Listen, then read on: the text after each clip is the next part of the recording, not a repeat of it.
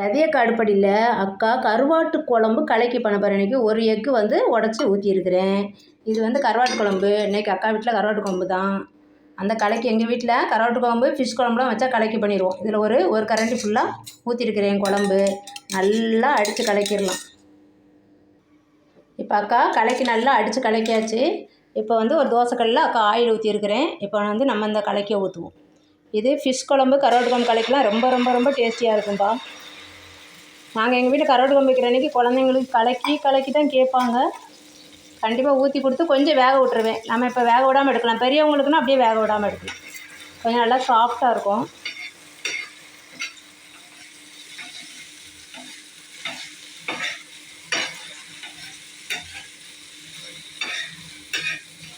அப்படியே இந்த பக்கம் 2 பெரட்டு, அந்த பக்கம் 2 பெரட்டு, அவ்வளோதான்.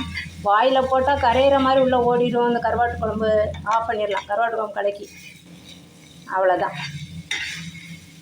ரெடிப்பா. குழந்தைங்களுக்குன்னா கொஞ்சம் வேக வச்சு விட்ருவேன் அக்கா. இப்போ ஆனால் இப்போ வர எக்குலாம் எப்படி இருக்குன்னு தெரியாது. அவ்வளோதான், அப்படியே ஒரு பிளேட்டுக்கு எடுத்துடலாம். ரொம்ப ரொம்ப சாஃப்டாக இருக்கும். நீங்களும் இதே மாதிரி 1 நிமிஷத்தில் 1 மினிட் தான் ஆகும். கருவாட்டு குழம்பு கலக்கி நம்ம சால்னாவிலையும் போடலாம். கருவாட்டு குழம்பு ஃபிஷ் குழம்பு எல்லாத்துலேயும் போடுவேன் அக்கா. நல்லா டேஸ்டியாக இருக்கும். இது சூடாக சாப்பிட்டோம்னா அப்படியே நல்லா சாஃப்டாக இருக்கும். அப்படியே சாப்பிட்றலாம்ப்பா. வெறும் வாயிலே ரொம்ப டேஸ்டியாக இருக்கும். இப்போ சாப்பிட்டோம்னா ஆவி பறக்குது. கொஞ்சம் ஆற விட்டுட்டு சாப்பிட்றேன் அக்கா. ரொம்ப ரொம்ப டேஸ்டியாக இருக்கும். இங்கே பாருங்கள் எவ்வளோ சாஃப்டாக இருக்குன்னு. அப்படியே எடுத்து வாயில் போட வேண்டியதான். ரொம்ப ரொம்ப சூப்பர்.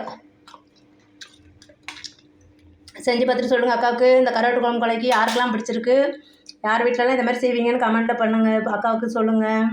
ரதியக்கா அடுப்படிக்கு சப்ஸ்கிரைப் பண்ணுங்க, லைக் பண்ணுங்க, ஷேர் பண்ணுங்க. தேங்க்யூ.